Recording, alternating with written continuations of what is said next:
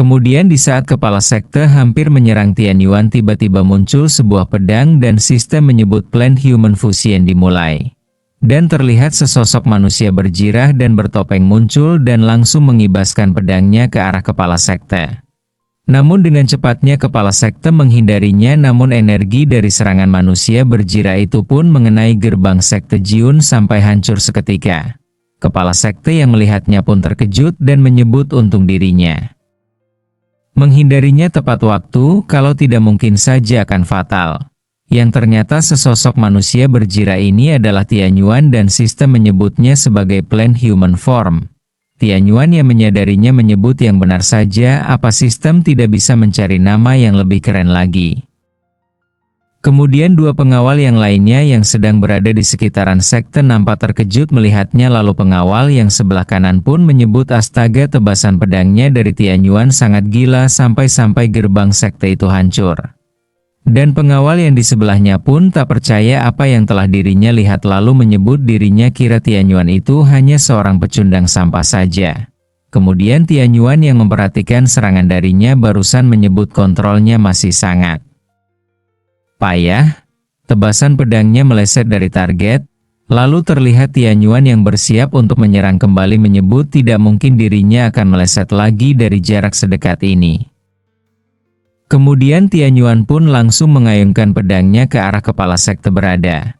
Lalu di saat kepala sekte menyadarinya, seketika meningkatkan Jiun Ki-nya 2 kali lipat dan menyebut bocah sialan jangan remehkan dirinya. Dan terlihat kepala sekte yang menahan serangan dari Tianyuan dengan sekuat tenaganya. Kepala sekte yang merasakan tekanan dari serangan Tianyuan menyebut kekuatan ini sangat mengerikan. Apa yang terjadi sebenarnya dengan tubuh anak itu? Nampaknya tebasan dari Tianyuan sangatlah kuat sampai-sampai tanah pun ikut terbelah.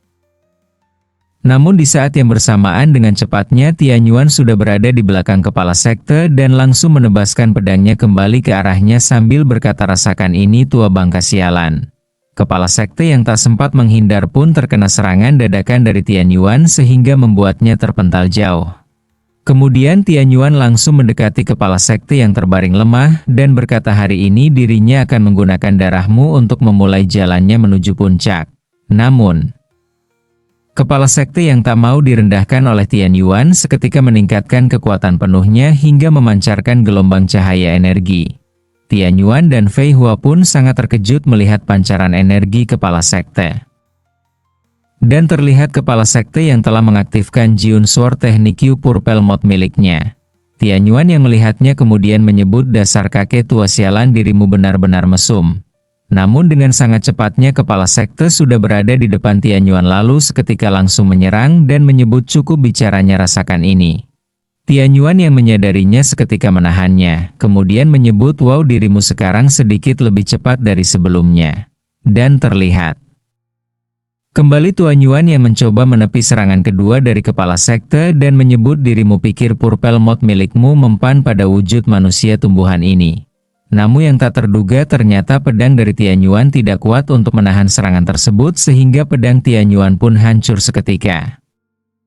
Fei Hua yang menyadarinya meminta Tianyuan untuk segera menghindarinya. Namun sayang sekali Tianyuan tidak sempat untuk menghindarnya sehingga wajah Tianyuan terkena serangan dari kepala sekte. Tianyuan yang terkena serangan kepala sekte membuat topeng yang dikenakannya hancur seketika. Dan terlihat kembali serangan demi serangan yang dilancarkan kepala sekte kepadanya, namun Tianyuan yang menerima serangan itu hanya bisa menghindar dan sesekali menahan serangan itu dengan pedang patahnya. Lalu kepala sekte pun berkata, bahkan dengan kekuatan itu dirimu masih saja sampah, dan menyebut pengalaman kultivasi bertahun-tahun adalah hal yang tidak bisa dirimu kejar. Kepala sekte yang terus-menerus menyerang dan berkata kepada Tianyuan, ayo kita lihat berapa lama dirimu bisa bertahan dari serangan darinya. Di sisi lain Fei Hua yang berada di dalam tubuh Tianyuan berpikir dalam pikirannya, seperti yang sudah dirinya duga, dengan kekuatan yang kumiliki ini manusia biasa sepertinya tidak akan bisa menggunakannya dengan benar. Fei Hua pun menyebut apa dirinya akan benar-benar mati setelah ini. Namun di saat Fei Hua terdiam dalam lamunannya, tiba-tiba saja di dalam tubuh Tianyuan memancarkan cahaya energi. Fei Hua yang merasakannya kemudian menyebut, apa yang sedang terjadi? Dan terlihat kembali Tianyuan yang menahan berbagai macam serangan dari kepala sekte lalu menyebut dirinya sudah menulis lebih dari 1 lusi novel kultivasi. Ini pertama kalinya seseorang memberitahuinya bahwa dirinya kurang pengetahuan dan pengalaman. Dan terlihat kembali raut dari wajah kepala sekte yang nampak terkejut melihat pedang Tianyuan. Kepala sekte pun kemudian menyebut dirimu menangkis seranganku. Lalu Tianyuan pun menyebut ini hanya tentang menggunakan energi spiritual frekuensi tinggi untuk meningkatkan pedang. Apa dirimu benar-benar berpikir dirinya tidak bisa melakukannya? Kepala sekte yang sudah menyadarinya berkata pedangmu bisa beregenerasi. Kepala sekte pun menyebut ternyata dirinya sudah meremahkannya. Tianyuan pun merespon dan berkata tentu saja bahkan sekarang lebih panjang dan keras. Dan terlihat Fei Hua yang memperhatikan mereka merasa jengkel, lalu menyebut bisakah kalian bertarung dengan benar? Tianyuan pun menegaskan selain teknik kultivasi pada dasar bermuara pada penguasaan energi spiritual dan memproyeksikannya atau menahannya.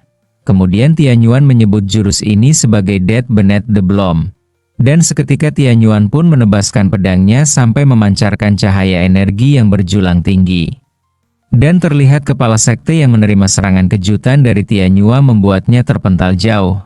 Fei Hua yang menyadarinya kemudian menilai Tianyuan menggunakan sifat-sifat tumbuhan untuk menyerap energi spiritual dengan lebih cepat lalu melepaskannya sekaligus. Fei Hua pun menyebut kontrol energi spiritual anak ini bahkan melebihi dirinya. Dan di saat yang bersamaan Tianyuan mengeluarkan beberapa bunga seperti mawar yang kemudian semua mawar tersebut dihempaskan langsung ke arah kepala sekte. Lalu terlihat mawar-mawar tersebut sudah berada di sekeliling tubuh kepala sekte yang masih melayang karena terkena serangan Tianyuan sebelumnya dan seketika meledak begitu saja. Dan ledakan tersebut membuat He Miao yang melihatnya merasa ketakutan lalu menyebut sialan. Pak tua itu benar-benar kalah dari Tianyuan, apa semua pengorbanannya selama ini akan sia-sia.